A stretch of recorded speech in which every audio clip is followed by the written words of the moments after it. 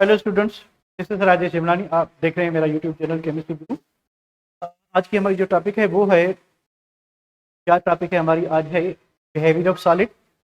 Behaviour of solid में हम पढ़ेंगे लिक्विड में डिफ्यूजिबिलिटी कैसे होती है, कंप्रेसिबिलिटी कैसे होती है, उसके बाद डिफॉर्मिटी क्या होती है, उसके बाद मेल्टिंग पॉइंट क्या होती है, कौन से फैक्टर हैं जो मेल्टिंग पॉइंट पे अफेक्ट करते हैं, उसके बाद सब्लिमेशन क्या होती है। ये आज की हमारी टॉपिक।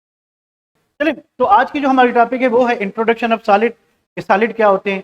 अब हम बहुत पहले से इस चैप्टर में पढ़ते आ रहे हैं कि solid is a substance which has definite shape as well as definite volume. तो सॉलिड ऐसा सब्सटेंस होता है जिसको डेफिनेट शेप भी होता है, जिसको डेफिनेट वॉल्यूम भी होता है। पहली बात ये होगी।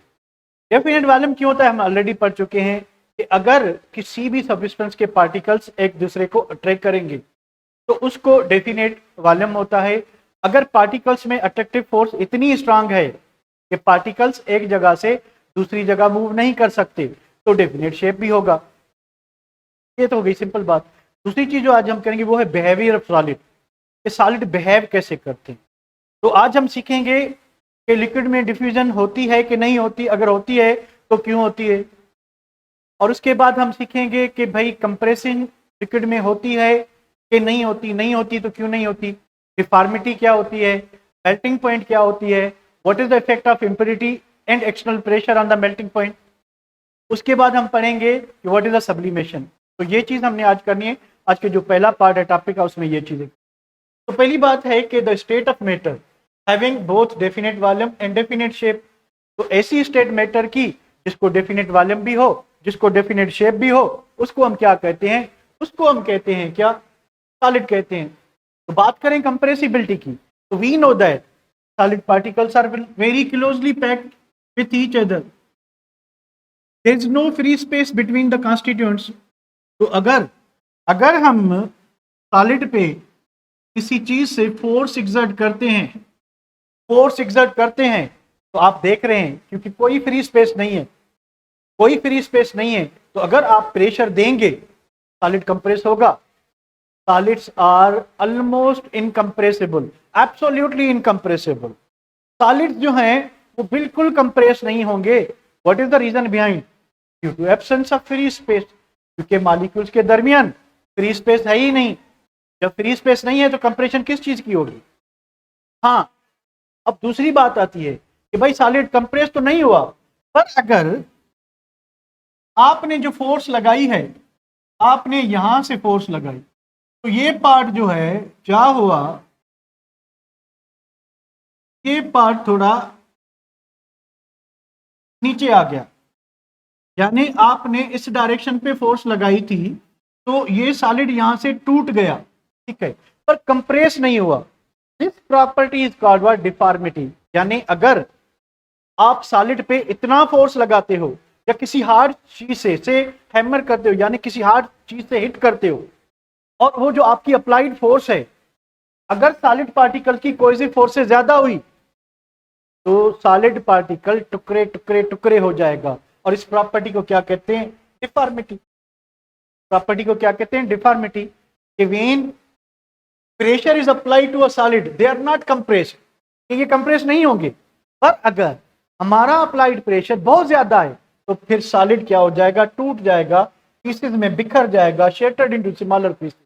और इन स्मॉलर पीसेस को हम क्या कहते हैं, क्लीवेज कहते हैं, और सॉरी क्रिस्टलाइन पीसेस कहेंगे, पर प्रॉपर्टी को क्लीवेज कहेंगे। तो क्लीवेज से जो है क्या होगा कि सॉलिड डिफॉर्म हो जाएगा, पर कंप्रेस नहीं, पर कंप्रेस नहीं होगा। तो ये दो चीजें आपको समझ आ रही है। पहली बात कि सॉलिड एब्सोल्युटली इनकंप्रेसिबल होते हैं, तो जब उस पे हम एक लेवल पे फोर्स अप्लाई करेंगे तो वो कंप्रेस नहीं होंगे। पर अगर उनकी कोई फोर्स से, अगर उनकी अट्रैक्टिव फोर्स से हम ज्यादा फोर्स अप्लाई करते हैं तो सॉलिड टूट टूट टूट के बिखर जाएगा, और इस बिखर जाने की एबिलिटी को डिफॉर्मिटी के। नेक्स्ट है डिफ्यूजिबिलिटी। अब देखिए सॉलिड में कहीं भी आपको फ्री स्पेस दिखाई दे रहा है, फ्री स्पेस नहीं है। डिफ्यूजन के लिए दो चीजें चाहिए, एक तो मॉलिक्यूल के अंदर गैप हो, फ्री स्पेस हो, दूसरा एक काइनेटिक एनर्जी जो है वो ट्रांसलेशनल हो कि पार्टिकल एक दूसरे में मिक्स हो सके।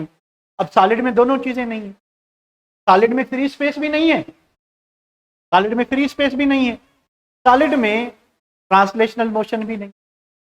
तो भैया डिफ्यूजन होगी कि नहीं होगी? फिर भी डिफ्यूजन होती है कि अगर आप सॉलिड के दो स्मूथ सरफेस वाले पीसेस एक दूसरे के ऊपर रख दें, अगर आप दो सॉलिड के स्मूथ सरफेस के पीसेस एक दूसरे के ऊपर रख दें, वी नो दैट सॉलिड्स में वाइब्रेटरी मोशन होती है।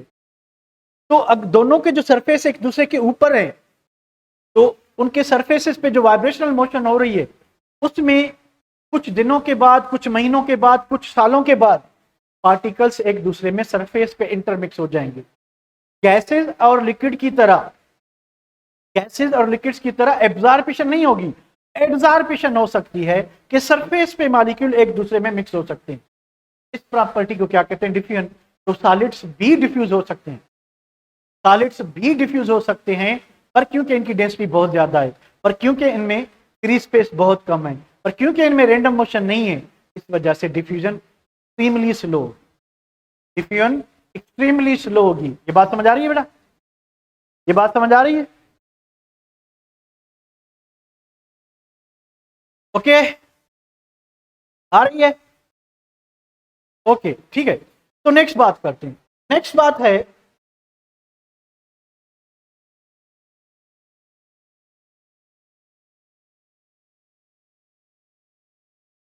Melting point.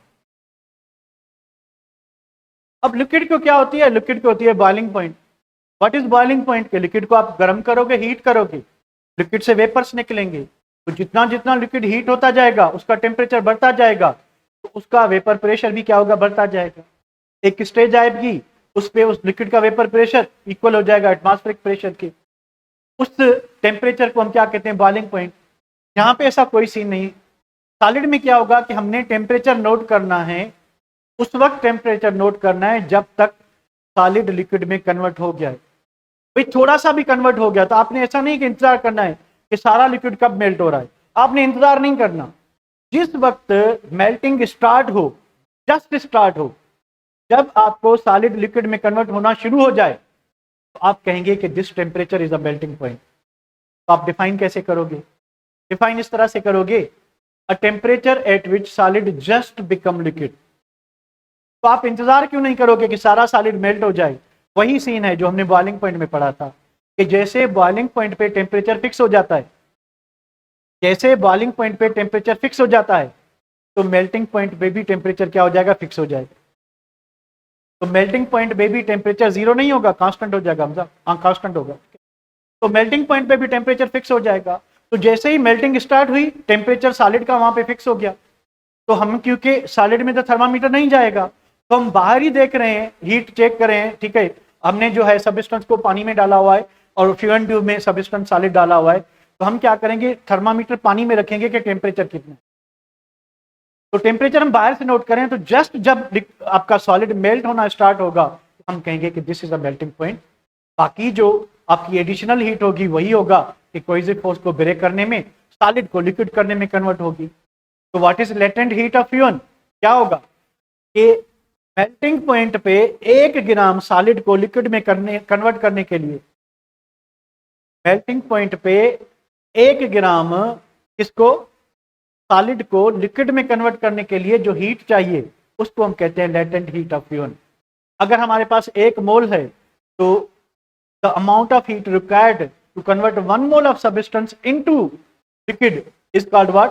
Molar heat of fuel. तो ये चीजें हो गई। उसके बाद क्या चीजें कि हमने पढ़ा था कि अगर हम मेल्टिंग पॉइंट, अगर हम बॉइलिंग पॉइंट सॉरी लिक्विड में नॉन वोलेटाइल इंप्योरिटी डालते हैं तो बॉइलिंग पॉइंट बढ़ रही थी, पर सॉलिड में क्या होगा कि मेल्टिंग पॉइंट कम होगी।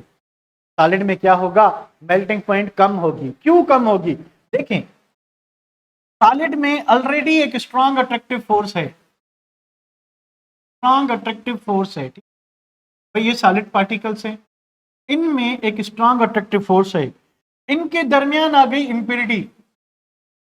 अब ये इंप्योरिटी क्या करेगी? ये जो इंप्योरिटी है, अब ये इंप्योरिटी क्या करेगी? It works as a screen. तो इनके दरमियान जो कोहेसिव फोर्स थी, इस इंप्योरिटी ने क्या कर दिया है कि उसके अंदर एक स्क्रीन का काम करिए, तो अट्रैक्टिव फोर्स में रुकावट डाल रही है।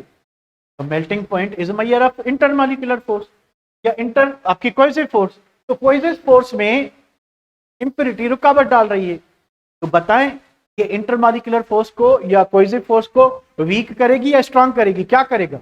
What will be the action of this impurity? It will strengthen the attractive forces और weaken the attractive forces. Weak करेगी तो मेल्टिंग पॉइंट क्या हो जाएगी? डिक्रीज। दूसरी बात हमने पढ़ा था कि बॉइलिंग पॉइंट जो है डिपेंड्स अपॉन एक्सटर्नल प्रेशर, तो मेल्टिंग पॉइंट भी जो है it depends upon what? Pressure. ऐसे लिक्विड ऐसे सॉलिड, नॉट लिक्विड, ऐसे सॉलिड जो अपनी मेल्टिंग पॉइंट पे एक्सपेंड होते हैं, यानी जब वो मेल्ट होते हैं लिक्विड होंगे, तो डेफिनेटली लिक्विड का वॉल्यूम क्या होगा? सॉलिड से ज्यादा होगा। एक्सपेंड ही होते हैं सारे liquids. There is one exception, that is ice.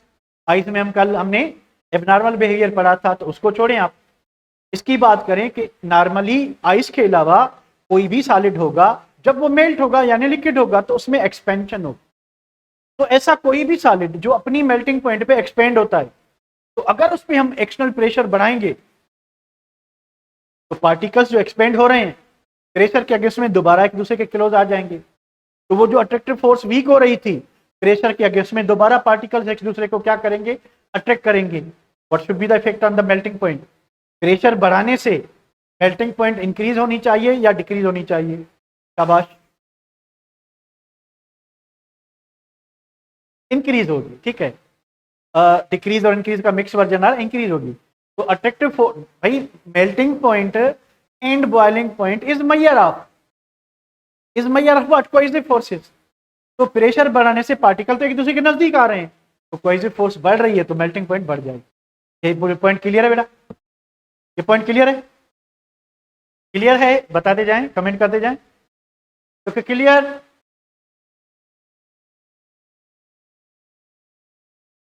Okay.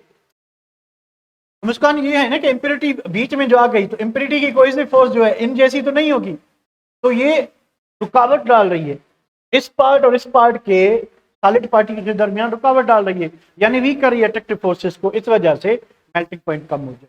Last है सब्लिमेशन। अब देखिए क्रिस्टल्स के सेवरल टाइप्स हैं। ठीक है, क्रिस्टल्स के सेवरल टाइप्स हैं। तो जो मॉलिक्यूलर क्रिस्टल होते हैं वो मॉलिक्यूल्स के बने होते हैं। जो मॉलिक्यूलर क्रिस्टल होते हैं वो मॉलिक्यूल्स के बने होते हैं। और मॉलिक्यूल्स में जो अट्रैक्टिव फोर्स होती है वो आयनिक बॉन्ड से, वो कोवेलेंट बॉन्ड से, वो मेटालिक बॉन्ड से क्या होती है? वीक होती है।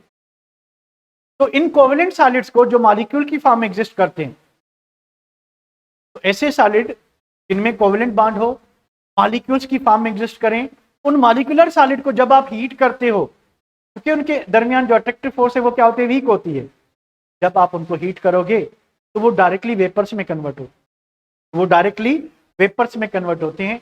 इस प्रॉपर्टी को सब्लिमेशन, प्रॉपर्टी को क्या कहते हैं? सब्लिमेशन। तो direct conversion of solid into its vapours without passing through liquid.